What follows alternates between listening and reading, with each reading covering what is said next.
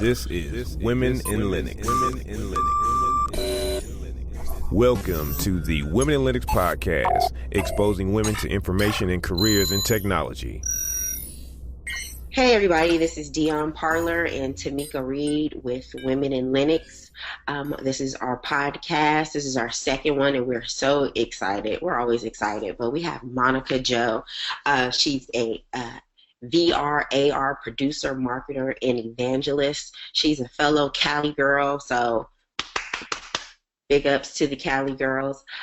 She has a love for the science and art of marketing and has enjoyed its evolution for over 20 years. I mean, that's a long time, so it's going to be action-packed. She says she's addicted to startups in the tech sector and has been pioneering and innovating teams in VR and natural language processing. She's worked as a marketer and been featured in media outlets such as Vice.com, Financial Times, Wall Street Journal, Business Week, USA Today, and New York Times, Discovery Channel, Entertainment Tonight, CNN, National Geographic, and a whole host of other international outlets. So we are so thrilled that she came to Women in Linux and wants to talk.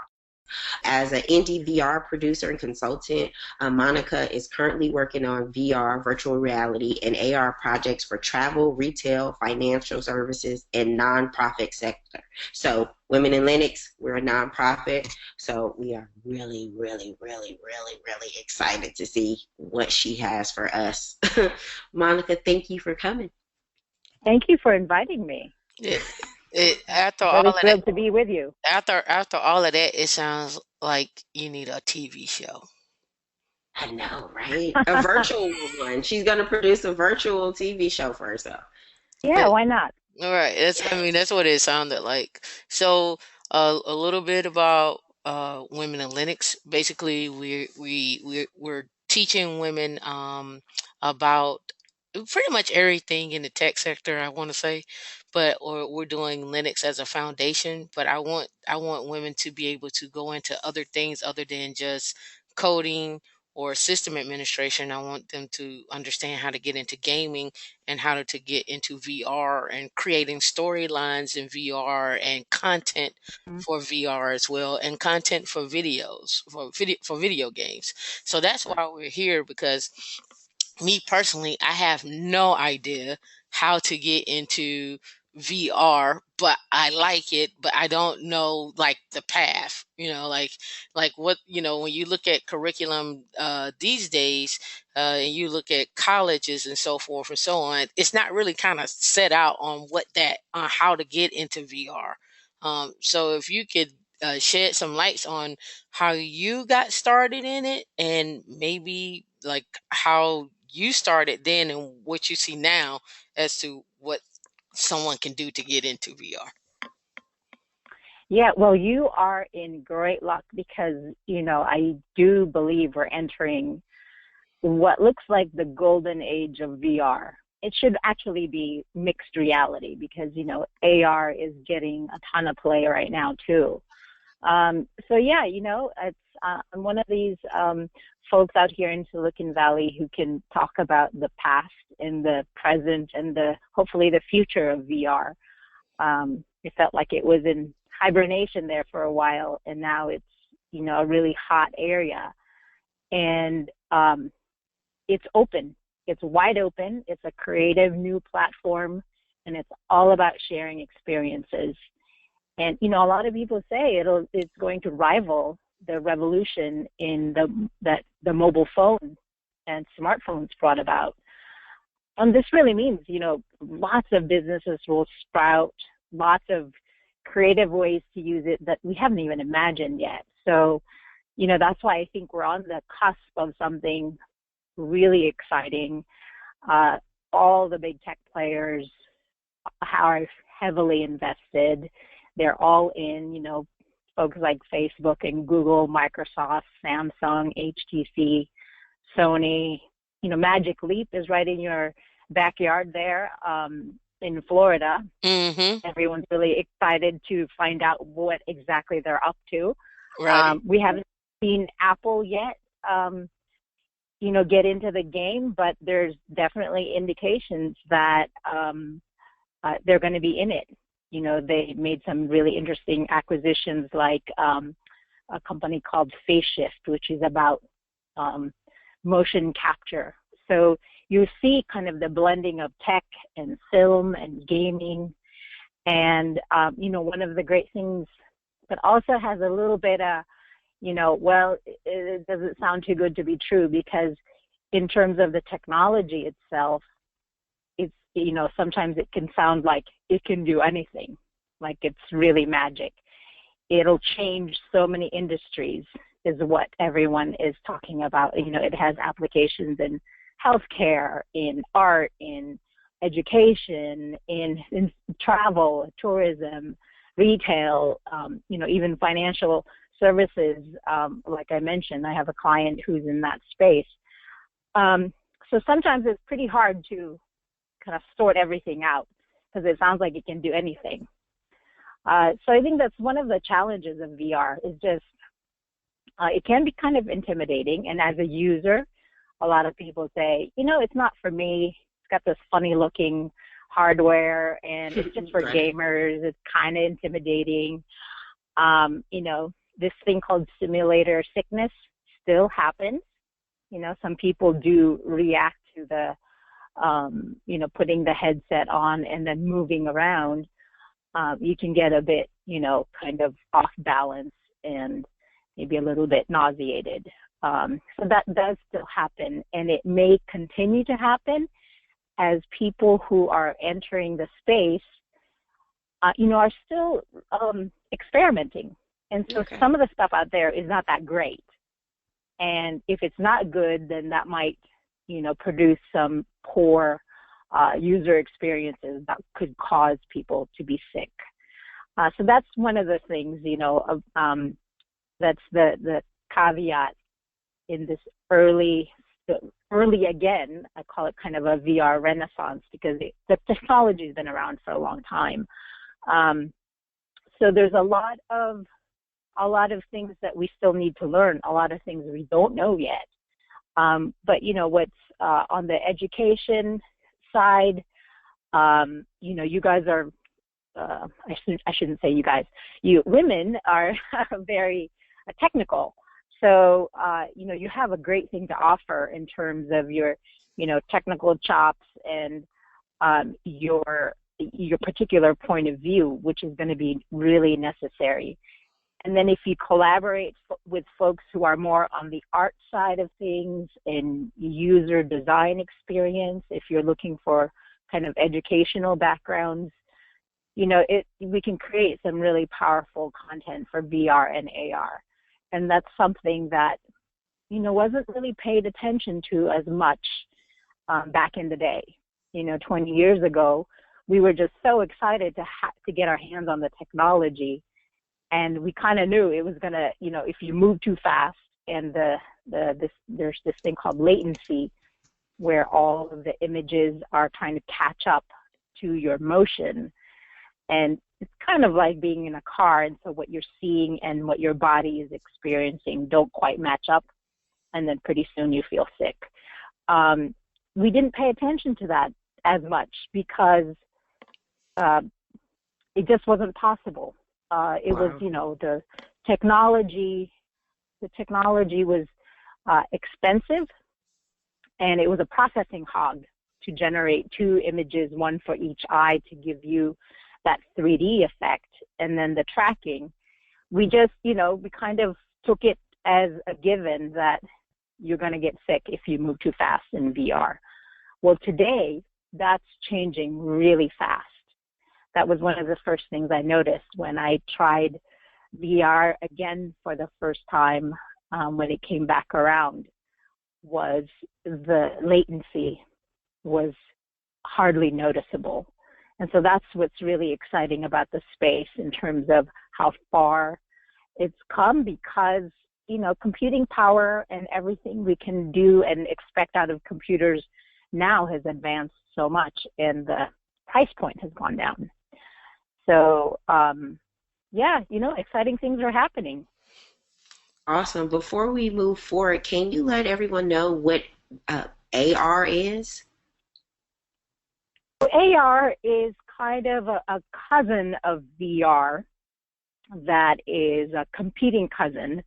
And so VR is about fully immersing yourself into a world, and it sounds very much like very escapist, and you block out the real world and you go into this 3D environment. That's immersive VR kind of in its truest form, and you can move around in a 3D environment. Now, augmented reality is is similar in that it involves, computer vision and HMDs, the head-mounted displays, and tracking you. But what it does is it projects digital things, but in the real world. Now, we all know, we've heard by now, it's only a couple weeks old, Pokemon Go. And there's a fierce debate going on right now about whether or not Pokemon Go is really AR. And some people say, no, it's not really AR. It's just superimposing and overlaying, these digital images, the Pokemon in the real world, but they're not actually dynamically reacting to the environment. Mm-hmm. So some people say if it's AR, it's pretty bad AR. To me, I'm a bit more generous and forgiving. I think it may be a low-level AR, but it's AR. Have you guys played it? Not yet. Have you guys tried it? No? No, not. I, from what I'm getting, like, I would want to kind of control my environment on where I'm playing the game at, because just when you're talking on the phone or you're listening to the it can be distracting. And I'm hearing about a lot of accidents. Like this one young girl, she got hit by a car, and she was in a place that she had no business being, on a highway with no pedestrian crossing. So it's a little scary. Yeah, I definitely get that. I mean, I think some of the great promise of AR is in for commercial and for business use, where you overlay digital images, and you can collaborate with other people, and you don't necessarily have to be in the same location, and you don't shut out the real world, so you can move around. But for entertainment purposes, because you are maybe not in a confined space, you can get yourself in trouble, as we have already seen. Where, and that's sort of the same. It's the two sides of the same coin. VR is criticized for, kind of isolating you, and you block out the real world, and you go into this 3D world, and you don't know what's happening even 2 feet in front of you if you're really immersed. Whereas AR, because you can, still move around in the real world, well, that, could expose you to getting in trouble if you're not paying attention. Now, there is someone who modified Pokemon Go for using the Microsoft HoloLens headset. So that AR application of Pokemon Go means that you can keep your head up and still be aware of your environment and not be looking at your phone, constantly. So yeah, I think I love the idea of Pokemon Go. I've played it. I have a son who's now a teenager, but we used to I got hooked into tricked into playing Pokemon with him, with those cards, and also on the Game Boy. So to me, it's a cool thing, because it reminds me of just when my son was still in preschool and we would play Pokemon together, and it's just really, I think it opens up a lot of the possibilities of what AR can do. And it opens up the conversations around its potentials and pitfalls. And just like many things that we know about user experience with computers and other devices, gaming really plays an important role. Because if you played solitaire or Minesweeper on your computer many years ago, it was really to teach people how to use the computer. This concept of, clicking on something and holding on to it and dragging it to the other side of your screen, or double clicking versus, just a single click, or what's a right click versus a left click. It seemed like, we were all having fun for those who playing solitaire or Minesweeper, but it was actually conditioning us and teaching us about how to use applications and software. So in the same way, all these games that seem really kind of frivolous could be a really useful teaching tool about how this is how AR works, or this is how VR works. This is how you move around, and that's how we get to know these technologies as users. That's interesting. So with you playing Pokemon Go and you're playing with your son, he's been around it now for forever, right? Yeah. So his thought process is probably a little bit more advanced than some other kids, correct? Like he has a vivid, I think that's fair to say. a vivid imagination. Like it's like telling a story. Like if I could, if I could tell a story, I would tell it this way. You know what I mean? Like it wouldn't be just a regular story. It'll be like a Lord of the Rings type of situation.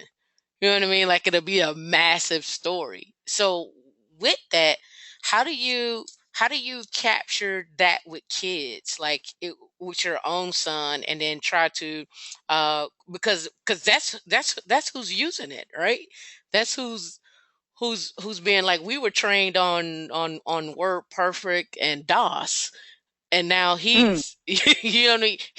His trainer is VR. Yeah, I think another game that is also helping to train kids today in how and what they will do in the future as their jobs is Minecraft. Because it's about creating things in a 3D environment. And Minecraft is now available for both AR and VR devices. Okay. Today's kids are not just growing up with computers, but they're growing up with a sense of how to move about in a 3D environment. So they're definitely way ahead of us, and in terms of introducing kids to VR and VR programming, there's certainly gaming. Some of them are a bit too mature for kids, and there's still a ton of stuff to figure out what all this technology means about kids, because, there are legitimate questions about health. How long should they be looking at, all this content with the screen so up close to their eyes? Like the Oculus Rift has a health risk warning that it should be for kids who are 13 years old or older. We just don't know enough. How good or bad is it for kids? But it's pretty difficult to keep them away from it because the technology is so compelling. But it's also so, again, back to being this kind of creative platform. And kids are already in this creative mode in 3D environments like Minecraft. It's just now a natural. There are other stuff they can do, like there's an art, application called Tilt Brush, and it's available for the HTC Vive headset. And so you paint in VR. So VR isn't just for gaming and first person shooter, and there's a lot of critics around that. I don't mind it so much because, again, I see it kind of as a whole. there's a lot about gaming. If we can perfect the user experience for gamers, because they are the most demanding, and they, if we can perfect it for them, then we go a long way with making, creating good experiences for everybody else who are not gamers. So gaming definitely does have a role. But there are, it's not just restricted to gaming. There are, in addition to Tilt Brush, I've tried a VR program called Make VR, and it's about creating things in VR. And this program actually had a 3D printing component. You can create forms and shapes in VR, because if you're creating 3D things, why not create it in a 3D environment? And then you can turn around and print the 3D object that you created in a virtual environment. It's pretty cool. And I could be in Make VR for hours because it's just so much fun.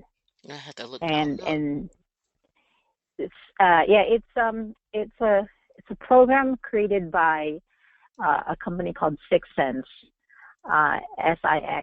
SIXENSE, and so they have a program called Make VR, and I'm not sure exactly how wide the release is, but it's a really interesting way to use VR by being a creator in VR and then being able to, print whatever you create inside that environment. That's pretty cool. I have to play with that. Yeah. You gave her something else. So in terms of, things like that, say you're a college kid and, and you've taken your programming classes and you looked at some other engineering classes and you don't want to really do those, but you're on that path, but you're creative. Do you have any, I guess, courses that are being offered now, or maybe a particular school that someone can go to learn VR or AR? Yeah. Okay, so just a quick disclaimer. I'm not a computer science major. My major in college was anthropology, and I happened to just cut my teeth in VR as a tech person out here in Silicon Valley, and I just gravitate towards advanced technology like VR and natural language processing. Now, one of the meetups that I helped out with was all about how to break into the industry of AR and VR. And one of the panelists there said, pretty much, if you have a computer science degree, you have a job in VR and AR. And again, overwhelmingly, or from what I told from my colleagues who are on the technical end of the spectrum, they say that, C# that's the short answer. If you want to know which, if you are definitely into programming, C# is the language to know. And then for everyone else, technical and non-tech alike, learn Unity, which is a gaming engine. Yeah, I looked at that. Yeah, there's a free version that anyone can download. And, it may involve, depending on how far you push it, it may involve writing scripts, but on the good news is that there's a whole lot of, libraries of scripts out there that if you're non-technical, they're available, for you to use. So it's not, if I can learn in Unity, I think anyone can. Okay. And so it's just basically, orienting you into how to start creating things that will be rendered in 3D. If you're a tech person, one of the great things to do, if you have fresh eyes, if you're new to VR and you have technical chops, look for a hackathon and, look for a hackathon, partner up with, a user experience designer or a designer, period, and create something. Then you'll find, because basically you're in a VR environment, you're trying to create an entire world. Mm-hmm. By default, I think that means you have to collaborate with other people, Okay. because not any one person is going to have expertise in everything. It's possible to create something solo if you're going to, if you learn Unity.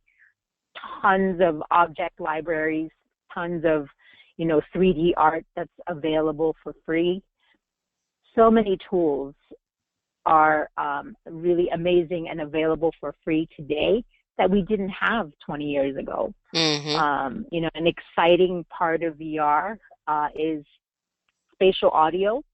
Mm-hmm. A lot of people focus on the visual and graphic side of VR because it's the most intensive. But then many people, especially back then, this was definitely the experience that in the olden days of VR, you forget about, hey, the real world has sound. And then all of a sudden everything to do with sound just feels like it's slapped on, and like an afterthought. But I think it's, if it's a truly immersive VR experience, then the sound should be amazing. We should give equal attention to the other senses other than vision.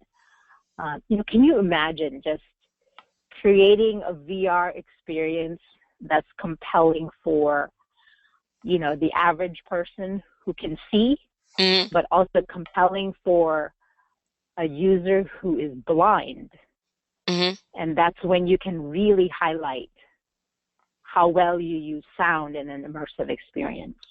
It's It's funny, not to cut you off, that you said that, because I actually had a guy contact me on Twitter, and he asked me about conferences, but he's disabled, and he was saying that a lot of the conferences don't include people with disabilities.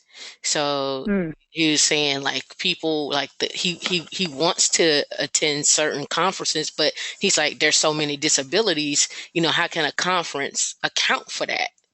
How can you account for somebody that wants to attend a conference but they can't hear? And the presenter is going over content and so forth and so on. So, to me, with that being said, that could be another realm that could be explored with VR.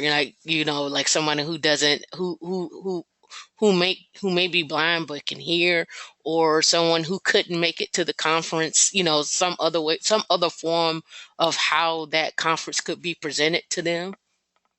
It could be another platform. Yeah, definitely. A friend of mine out here, she's also involved in the AR VR women's group that I'm part of. She and a bunch of folks who were part of the Microsoft HoloLens hackathon, they created, over a couple of days, prototype of an application. This is for AR, where you put the whole HoloLens on, and if you are a deaf person, and it can pick up what the person who might be speaking in front of you and translate it for you or transcribe it for you, and vice versa. If you are the speaking person and you have the HoloLens on and you have it pointed, you're looking at a deaf person who might be signing, it can translate that for you. So then you bring down the barrier of someone who, then a deaf person can communicate with a hearing person, and that hearing person doesn't have to know sign language. Can you imagine the possibilities of something like that? And they actually did create it. They demoed the the simple app that they created. They could switch it on and say, okay, the person is signing and the camera is pointed at them from the AR headset, and it was interpreting what their the sign language was for the hearing person. It was amazing. So, it's just really wide open. Yeah, I saw something like that for language as well. If you're speaking a foreign language, it was like an earpiece type of thing that translated a person, and you didn't need that third party anymore. Yeah, very cool. We also touched on earlier about the security, and you mentioned nausea. I forget what you called it. I guess it pretty much knocks off your equilibrium from being in the headset. But also, what about, like, everybody is big on security, or do you see any security concerns with VR? We have not seen it manifest completely yet because the usage of VR hasn't reached critical mass. But I think we will see something in the future that will be a concern. Now, the central idea of VR is about immersion and immersing the user into a 3D space. And today, the simple navigation, especially if it's mobile VR, is like eye tracking and keeping track of your gaze. That's a really simple way to navigate, because when you have this thing covering your eyes, you may not be able to move the mouse or, use certain types of controller. So there's eye tracking. And one of the headsets actually has this built in. The Fove headset is eye tracking. Now, okay, so let's blow that up. That's one way of navigating into a fully immersive world. Now, let's just say you are in a virtual reality shopping mall, and now all of your movements can be captured. And, back to eye tracking, what did you look at? What product did you look at? How long did you look at it? And what did you end up buying? And so all of a sudden, your movements, including your eye tracking, what's capturing your attention, can be recorded and analyzed. Now, for a marketer like me, that could be a gold mine. That sounds pretty intrusive, right? Because and there's some discussion and commentary about Facebook's role in this whole thing because they own Oculus Rift. So, what happens when our social interaction, like, if Facebook transformed into something immersive, we go from status updates to sharing your location by checking in, or your reactions by emojis, to exposing to, everyone behind the scenes to what are you looking at? How do you move? And then you wonder what data will be collected, what data will be stored, who owns all that? Is there a concern around identity theft if someone hijacks your avatar?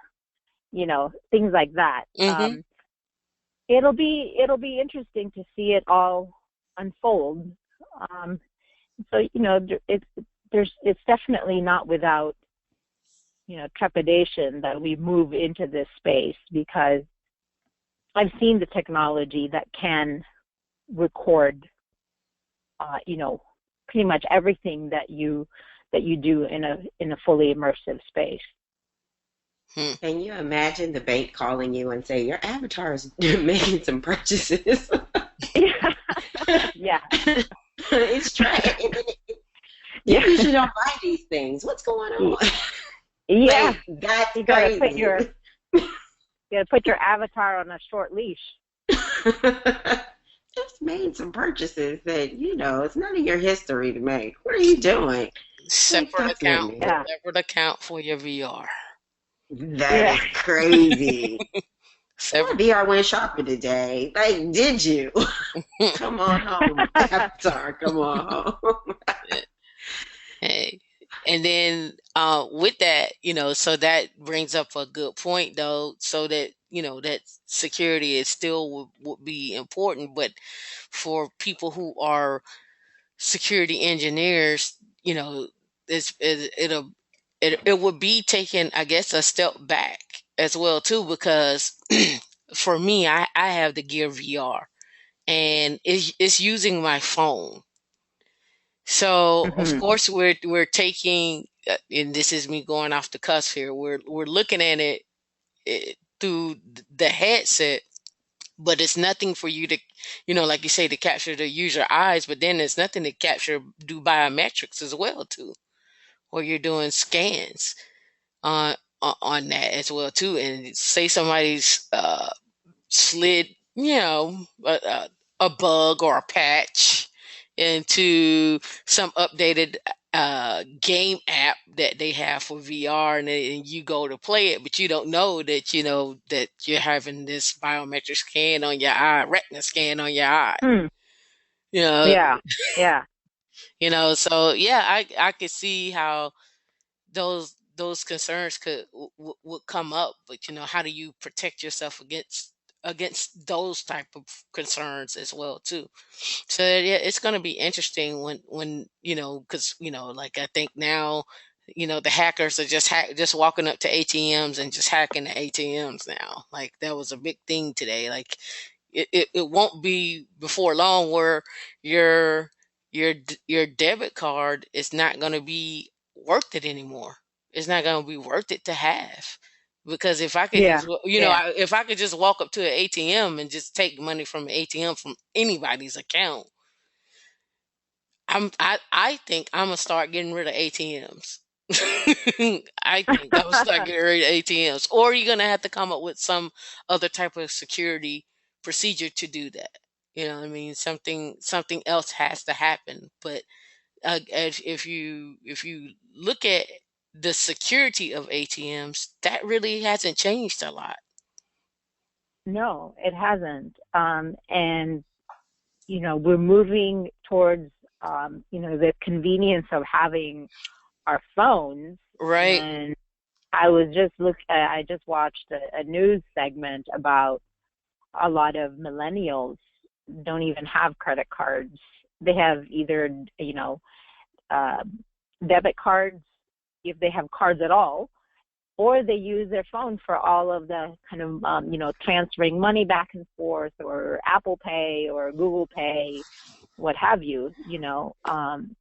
A lot is changing, and then we layer on top of that. What does that mean when you're making those transactions in an immersive Mhm. environment Mhm. where, like what you said, someone could scan your eyes, and then use Right.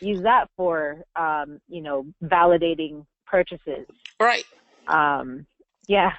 Right. No. Yeah, that's No, I don't think. No. And we and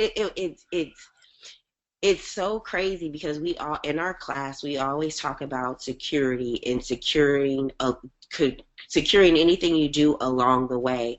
And you said, security hasn't been really a big issue because it hasn't reached critical mass. Yet we're talking about security, and it's still needed even though it hasn't hit this critical mass. We're just like, man, there's so many holes, so many holes. Like, no. Oh, yeah, crazy. it's we're moving. It feels like sometimes it's moving too fast, and then there are times when it doesn't seem like it's moving fast enough. And even again, back to Pokemon Go, we used to have massive concerns about privacy, and now kids are playing Pokemon Go, and it's tracking where they're going. It's tracking their movements, and with if their settings are not just right, that could be dangerous Right. for Right. minors. Yeah. Well, They minors can be and fooled. adults. Yeah. So um, time and time again, we see technology challenging everything that we feel about our privacy. The fact is we give up so much already, and we just actually take it for granted, and because we love the convenience. We love the convenience of everything that our phone can do for us and our, digital accounts. So there's definitely going to have to be trade-offs, and we have to look at it very closely. When you're talking about immersive technology, and depending on what you use, do you have a headset on? Do you have, controllers for your hands? Do you have a bodysuit that basically is the input mechanism for how you move about in the VR world? You're telling the platform and the computer systems a lot of things about you. And it better be a really great experience in VR, if you're giving up that much. But, massive questions that, I think we have to figure that out as a community that's creating it and using it. Yeah, I would say convenience cost. It's a price tag for convenience. Well, I mean, Yeah, I think definitely. I think with that what I tell everyone in my class is create security in front of along the way. So put security in while you're developing the content or something of that nature included. But with today's rapid deployment, is like we want rapid deployment. We're gonna throw it out there, but we'll wrap security around it, so it's in a shell. But now, once the shell has been penetrated, you've gotten to the mother load, so is the app secure itself? You know what I mean? Even though if you wrap something around it. So I teach everyone in my class to include security up front. Like, think about it up front. So that way, when you get to it, when it's time to deploy, it's not trying to secure it and then it breaks or it doesn't work. Mm. You know what I mean? Mm-hmm. So think about security when you just start when you had an idea. Just write down some security concerns or something of that nature, so that you at least, if you don't include it in what you do, or you didn't have time to do it, you're thinking about it so you can have another patch to your application or something of that nature, or your code. So that way Yeah. you're secure. I try to get security throughout the whole development process. This is what I try to tell my people. Yeah, and I think we haven't even touched on this. There's another trend, which is the use of artificial intelligence, and that could have implications in the security realm. As we're mining all of this, the data points, or even just simple transactions, right? I used to work for a startup that did messaging. So what's the role of the bots in messaging? And let's just say, customer service became automated between you and your bank. And, would you want a chat bot to deal with, when you're asking for the system to play back, information about your account, your balance, whatever it might be? Or would you rather a human do it? Which is more secure? So we go back to then asking the question, what is security? What do we mean by secure? In certain instances, it may be more secure to be chatting with a bot than with a human, instead of a human poking around into your account. But what does that mean for virtual reality? I've only demoed one VR experience that had the artificial intelligence component to it. It was actually very interesting, and I think that's we'll see more of that will see artificial intelligence as playing more of a role in VR. And it also, on the bright side, creates a really good experience, because there's this thing called presence in VR, which means basically when your mind and your brain is thoroughly convinced that you're inside this computer environment. Now, one of the things that can break presence is repetition. So if you know that if I go around this corner and I'll see this car go from right to left, and then it becomes predictable, your brain picks up on that. And you go, oh yeah, that's right. I'm not, this world is not real. And so all of a sudden it breaks presence. Now, when you put in artificial intelligence in as a layer for VR, the environment itself is not prescripted. It acts as, more dynamically, and it's not predictable necessarily. But there's, again, other layers of that.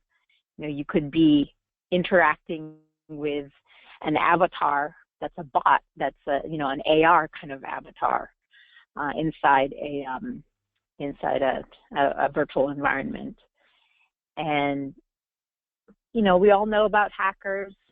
I don't know if you guys watched Mr. Robot. Of course. Of course we do. Yeah.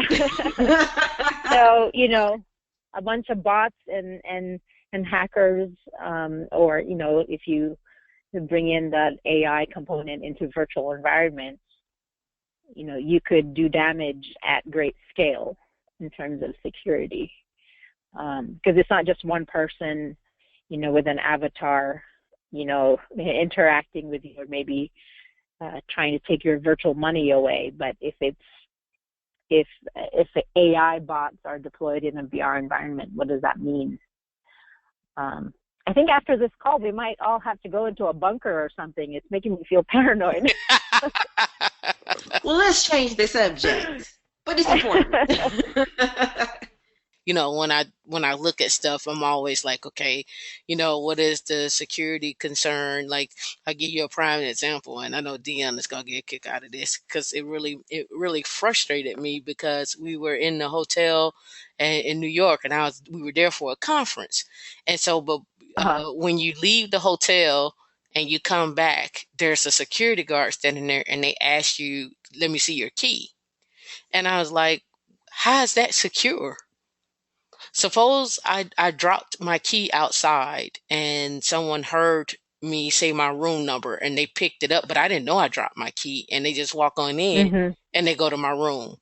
Or what if somebody is just really good at making keys for hotels? Like, they can have a skimmer or something. They know how to do it, and they can just make a duplicate master key to get into anybody's room. So, but I just showed you a key. That doesn't necessarily mean I stay at the hotel.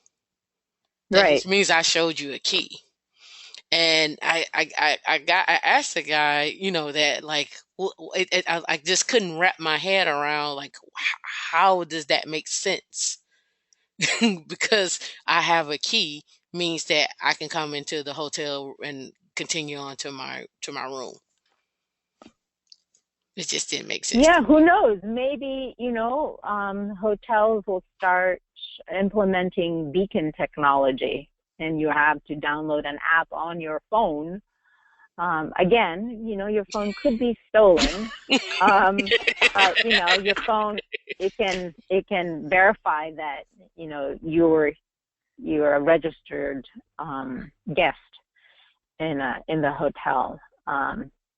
Short of embedding chips inside your body, I'm not sure. Right.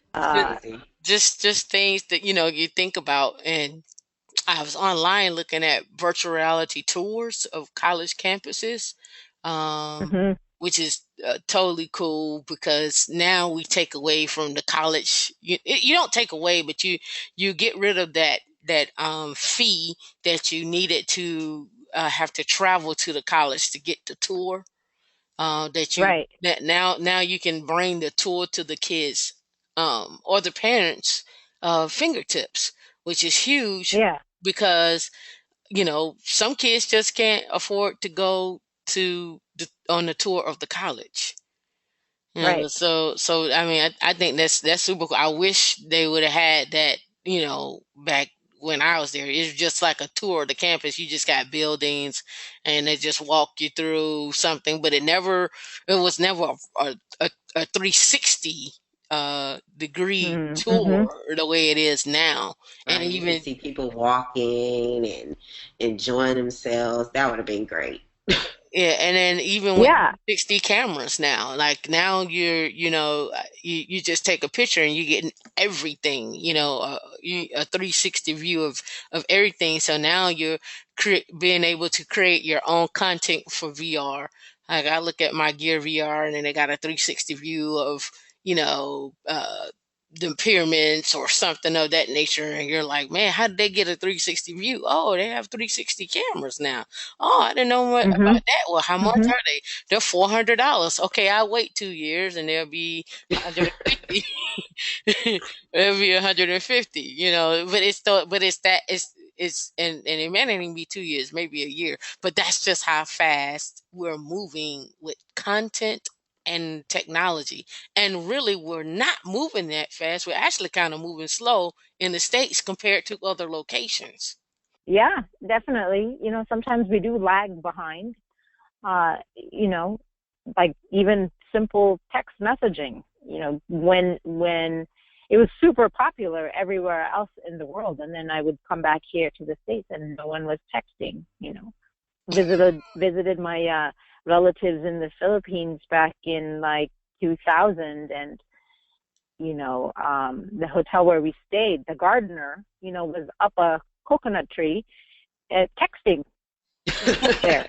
And, I would come back here and no one was texting. And back in 2000, we definitely lagged in that texting arena. And there's a ton of stuff that, happening in other markets that, would be mind blowing. Right. So with that said, with things changing, what trends are you seeing in VR that's taking off? Well, I mentioned, artificial intelligence as one that I think will take time, but it definitely is something that I'm looking forward to. Um, use of spatial audio and 3D sound, especially for mobile VR, I think is quite interesting, because there's challenges in mobile VR. Right now your phone can only do so much. I actually looked at some of the lessons learned by the pro audio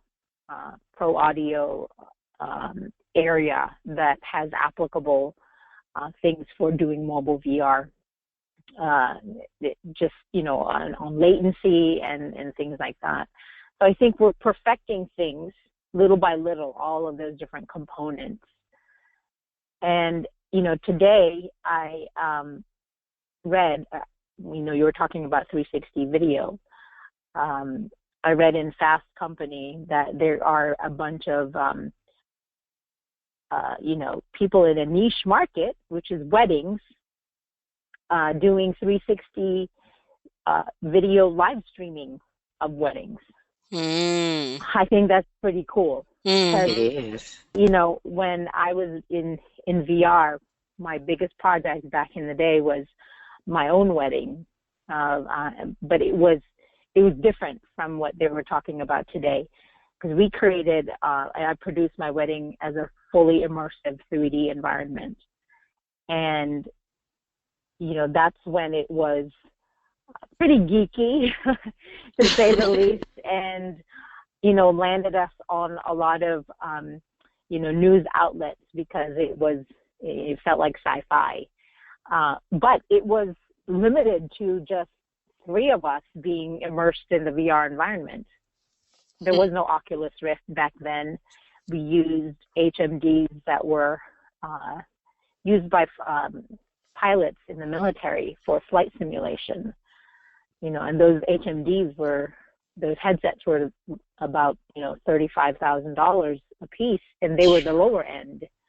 And today it's totally flipped. It's not about just immersing any one user, or in our case, bride, groom, and minister in the immersive space, but opening up the experience as a shared experience with everybody else who couldn't make it to the wedding. So, as an OG in VR, I'll call it that. It's so exciting, It's so exciting that you can live stream your, a 360 video. If your grandma or grandpa couldn't make it because, their health was failing, but they're up for putting on a Gear VR, and they can look around and be part of the environment and part of the occasion by being there virtually.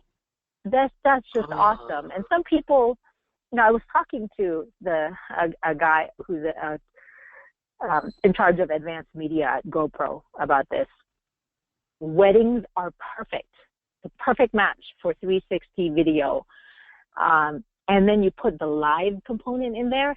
Oh man, I think weddings are going to be a big hit. The 360 video and all the GoPro kind of adventures for adrenaline junkies, all of, people skydiving and all of that stuff. 360 videos, it's not just for adrenaline junkies anymore. Right. It could be for, that modern day couple who wants to share their experience by live streaming it. You could do it on YouTube even. And it doesn't necessarily require an HMD. But that's just amazing. And today, some people say, 360 video is not VR because you can't move around in it. And so it's a fixed position, right? Mm-hmm. But someday it could be. And that's one of the trends that's really exciting, because we might see what's called, light field technology that may transform videos as, you can put your Gear VR on and you can walk around inside a video being live streamed and you pick your point of view. That's coming, because light field technology is already on the scene. And I think pretty soon, VR video or 360 video will be, more immersive than what we see today. So yeah, I love it. I mean, I love the fact that, it's not just for gamers. It could be for regular people. Now, just think about all the people that are in the military that are missing like kids' events, or, and they can go and be at a kid's ballet recital or something like that, or join them at the park one day. Like, this is huge. Yeah. Yeah. It's wide open. So, women in Linux, get into it. There's definitely a role for you. And trust me, she has big she's over there just masterminding something as you talk. You can't see it, but her screen has been changing, and everything that you're talking about, she's pulling up. I mean, it's awesome. and you know what? And I think there's a company out here called High Fidelity. Have you guys heard of it? Yes, I have. Yes. Yeah, High Fidelity, I think women in Linux will find them as kindred spirits, because they're all about open source. Mm-hmm. And so if you wanna create something, an alternative to Unity would be, create something in High Fidelity. Okay. The creator or the founder of High Fidelity was the founder of Second Life, and Philip Rosedale. Second Life is still going and going strong. Yes, it is. That was one of our, it's funny, not to cut you off, that's one of my big things is like, I want to get out of the mode of going to conferences. I want to get in the mode of doing virtual conferences, because I teach all my classes virtually.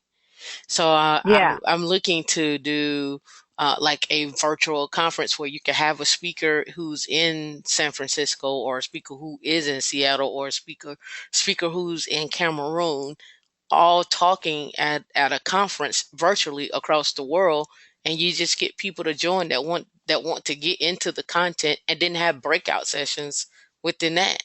And you can walk to those rooms, for a breakout session or something, or you can have the lounge where you can chat, or you can be an avatar and chat in a lounge and talk or whatever. Mm-hmm. I'm like, why are we not doing that as a conference? Like, that's where I'm at for a conference, because now it takes away the trip that's really like, that ends up being like $5,000, uh Right. and keeps that 5,000 in your pocket. But I don't want your 5,000. I'll take 1,000. But now I Yeah. Yeah. made it affordable for everyone.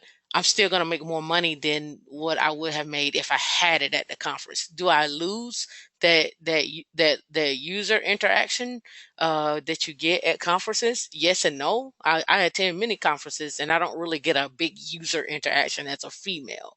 But what I did do is bring in more females, because now it's a conference where they don't have to feel awkward either.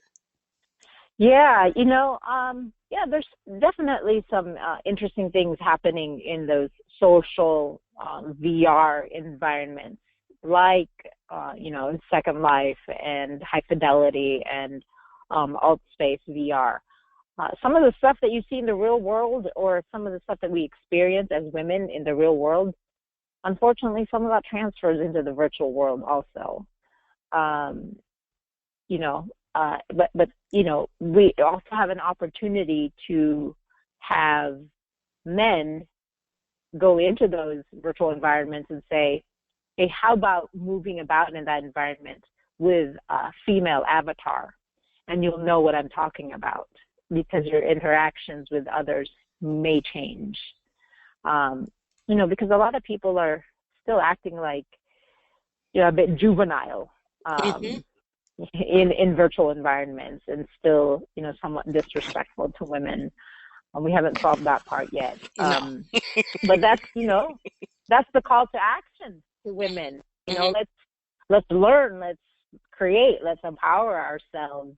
Hmm. It's Absolutely. about sharing immersive experiences, and as a group, half of the human experiences out there in the world, we own it and we live it. So, I think we should have a voice in how these virtual environments are created in a way that's representative of human experiences, not just skewed in one direction.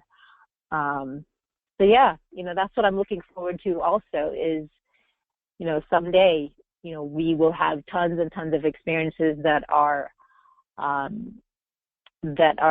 designed by women, created by women, for women, and for wider uses.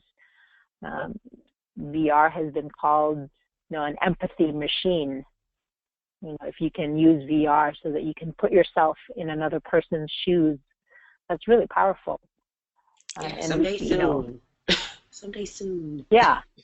Real And near so we future. should definitely get into it when it's still in these kind of early formative stage, and Yeah, I agree. before standards are set, and the standards sometimes will be biased against women. Hmm. So let's make sure that our voices are heard. I know I'll be looking some more stuff over, and I know I'll have some contact um, information that I would like to get from you, in terms of what, if someone wanted to get in touch, not necessarily with your personal info, but like a company info, and they want to know more about it.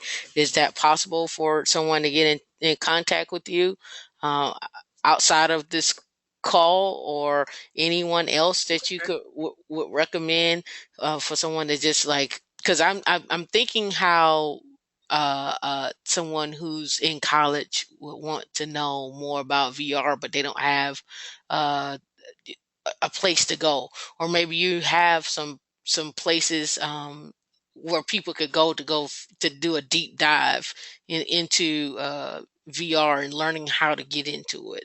If you were like in college, or just you're making a transition, but you think it's really cool and you bought the gear VR. Yeah, if you're fortunate enough to have meetups and different VR events in your local area, definitely go to all of them. Try everything. Try all the demos.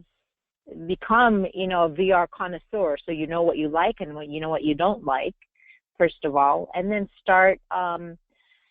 Generally speaking, there's tons of resources out there. Upload VR is they call themselves a VR collective, so they're kind of a media company, and also they are a co-working space for VR startups. So definitely, subscribe to their email newsletter. There's a brand new newsletter started by an angel investor out here. His name is Jason Calacanis, and Inside VR and AR is his brand new newsletter. It's pretty good. If you don't want too much noise, but you want the key highlights for the industry, I would highly recommend Inside VR and AR as a newsletter. Happy to connect with folks either on Twitter. My Twitter handle is MonikaJo, MonikaJo, and also on LinkedIn. Same thing. You can find me on LinkedIn as MonikaJo. Okay. Yeah. Almost definitely. So I'm I'm doing independent projects for a variety of clients. So I company's me. So I do Okay. Yeah. Okay. Well, I wasn't sure. I know how it is. We're here trying to get ourselves off the ground. So the company is just us. So yeah. We're powerful, though. We're powerful in numbers, Monika. We're powerful. Yes, definitely. You can call on us anytime. We are here at your disposal when it comes to VR. If you want us to test something out, we have a group of users that will just jump at the chance to do anything. So let us know. We're here. That's great. Is VR big in your area? Is there a lot of interest? I see maybe pitch night and the future of VR, AR, wearable tech, the uproar, but that's not until August, and that's in Orlando, which is like an hour away from us. I probably may have to change my search to just VR, not virtual reality, but I haven't seen it yet.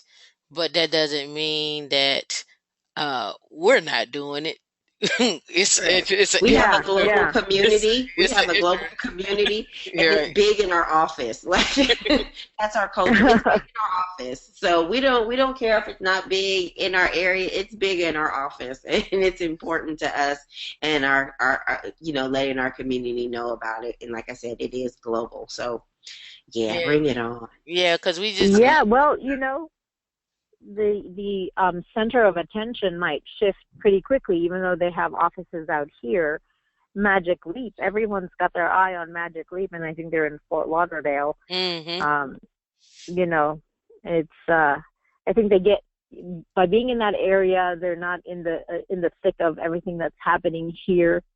There's probably VR events happening, probably almost every day out here. And it's fashion, it's retail, it's travel, it's fintech, it's, gaming, everything, and all of the above. So it's pretty saturated up here. Right. In terms of, if you're lucky enough to be out here, I would suggest, coming out here for the big VR Expo, which is organized by SVVR, which is Silicon Valley Virtual Reality. Mm-hmm. I think they still have that claim of being the biggest VR Expo. And the all the gaming conferences now have VR tracks. Mhm. Mhm. So yeah, pretty. And you guys, to me, you guys are the lucky ones having Magic Leap out there because everyone's really excited about it. Right. And Even though not many of us have had a peek really at what it is that they're up to. right. And I saw Magic Leap, like, probably I showed it to Dion like 2 months ago, about it because I thought it was super cool. And I think I might have reached out to someone over there. And we were talking and I think it fell off. I need to get back in touch with them because we were talking online. Like, I hit everybody up on Twitter or wherever I can. Like, if somebody responds, I'm on it. Like, what do you want to do? Okay, all right, I'm ready to do that too. Yeah, we're gonna do that because now to me it's the time to make that shift that that people think women can only do certain things, or they can't be in that space, and showing women that you can be in that space and be who you want to be in that space, or who you are, whatever, and be successful. And so Mm-hmm. that's my goal, is because when I mention VR to any women, they're like, "Oh yeah, that's cool," but they don't have a clue about what it is. You know what I mean? Like, Mhm. they don't know what it is, or they have never seen it, and then how to get into it. Is another thing. Like, well, I don't know. I don't like programming, but I don't look at it as just programming. I also look at it as telling a story, being able to set a Mm-hmm. scene and tell a story. And so you may not be good at programming, but you're good at storytelling. So now it's taking your story and making it animated, or setting a scene for that story. Like, instead of, maybe the mom and the child, instead of them reading a book together, they're in VR together, walking around the story that, the little duck goes to school, you know, or the duck Yeah, became a yeah, swan. Yeah. And that's how yeah. I, Storytelling. Yeah, storytelling is a great challenge. Um, within VR. How do you tell a story when, it's not necessarily linear? mhm, It's no longer once upon a time, and it goes from, it follows a certain arc.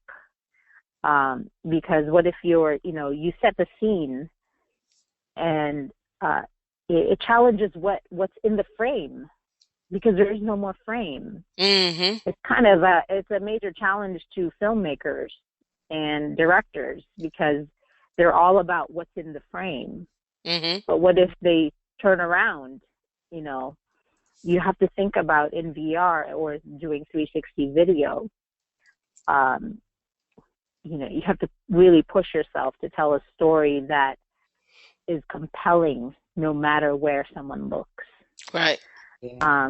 So we go from the story starts with once upon a time, it's a really linear thing, to, well, when you get in there, because then you drive it. Mhm. The story starts with when you get in there, when you're immersed, maybe look, you'll see this, this, and this. And then from there, it's about you. It's about you, the user, creating your own experience inside a virtual environment. And the story is not the same across Right. the board. It's going to be different for each user. Yeah, where your mind takes you inside the game as well. I was just playing we went to MongoDB and we went to a VR suite and I was playing a zombie game. And one thing that I liked about the game is that you were in the box in the game, and it says, okay, this box is your safe space. However, you're going to have zombies all around you, and you turn around and you shoot them, and in my mind, you're scared, and then you're like, Mm-hmm. okay, I shot a few, now my gun's not working. It was just, my heart was racing. Yeah. It was so crazy where I had to just take it off because they had a cord to my headset, but it was just like, okay, this is too much. Like, I need you Yeah. to get me some more guns. It was crazy. It was a crazy, crazy experience. And I'm just in this little box in the woods. Like, in the box Wow. in the woods. Killing That's, zombies. I mean, yeah. A box in the woods, it sounds pretty compelling and terrifying. Yeah. I'm like, no, I'm in the VR box, but I'm in the woods Yeah. and I'm basically at my campsite, and Right. these zombies just start coming out of everywhere, and it's just like you have this real world experience because your gun gets jammed or you're pressing Right. it and then you got a bullet. So how do I get more bullets? There's no one here but me and it's dark. It was so crazy, but it was so fun. Right. I love the way you talk about that, because the way you talk about it, it gives the impression that you actually lived it. And that's, again, the kind of amazing, intriguing, scary part of VR. Because when you're immersed, your brain can't tell the difference. And so you're recording these memories as if they were real. You know, and you talk about your VR experience differently than, say, you would talk about a movie. I watched this movie. But in VR, you're like, I shot the zombie. You know, the pronoun is different. Right. It's like, I did this. Right. You know, this happened to me, you know? Right. I did the zombie apocalypse. Like, we watch movies, we watch the Walking Dead and Fear of the Walking Dead. We always talk about what we would do if we were in that situation, and then being in the situation, you're just like, okay, you just surviving. You're just surviving. Yeah. You don't know what's coming at you. Which actually makes it a good training tool. You know, if you can help train people in a VR environment and keep them out of harm's way, and Most actually definitely. build in some of the reflexes because you're practicing it in VR. VR is a great training tool. Oh, it is. It is. I'm just gonna add. She sounded like a poop butt, because they were coming from everywhere. She sounded like she was a poop butt. She didn't sound like She didn't even fearful. play the game, Monica. She doesn't count. She didn't even play the game. She sounds like a poop butt. They're just gonna say that out loud on the phone on this recording. Zombies were coming for my neck. They were coming for my neck, and they were just there. My gun was jammed. I was like, I can't.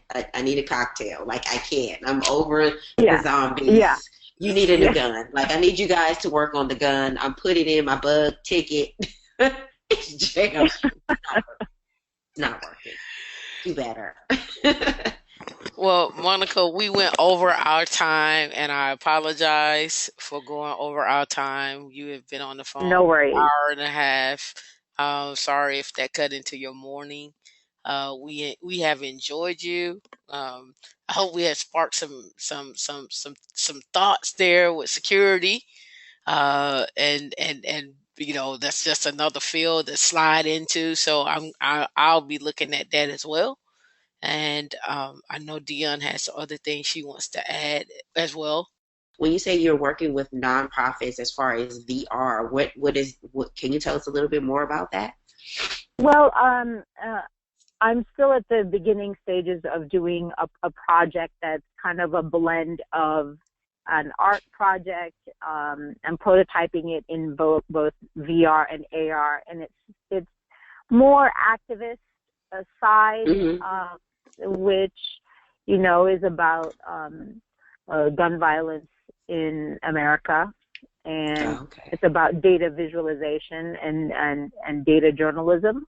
It's in that particular area, but I'm still prototyping it, and you know, at this point, I don't really want to pick between AR or VR in terms of, you know, how to display it. I'd like to make it available for both, but, you know, seeking some collaborations with folks who do work in that arena, you know, to make it real. What does this really look like? And, you know, there's definitely lots of possibilities. And you mentioned Google. They do a ton of stuff when it comes to data visualization. So that's kind of my nonprofit / art project. I'm not attached to a nonprofit yet. I'll probably make it available to folks who are in advocacy type of roles in that area. Our listeners, they can find you on Twitter at Monika Jo, Monika Jo, and LinkedIn, the same name. Is there any closing remarks you want to leave with anybody, Monika? With everybody? No, I'm just looking forward to seeing, your community of women in Linux to be part of this mission of involving more women in VR. And we hope, as I'm part of the AR VR women group out here, what we aim for is gender parity. 50-50 in 5 years. It's really ambitious, and so we need your help with that. Get in there. You have a voice, you have experiences, so you have a role in VR. So yeah, let's do this together. Awesome. Thank you so much. Thank you so much. Thanks for the invitation. Thank you for tuning in to the Women in Linux podcast. Women in Linux is a 501c3 not-for-profit organization created to get women involved in the field of IT using Linux as a foundation. You can connect with Women in Linux through social media at Women in Linux on Twitter, Facebook, LinkedIn, and Instagram. To join weekly meetups, go to meetups.com/Women in Linux. For more information and to connect with Women in Linux, go to www.womeninlinux.com.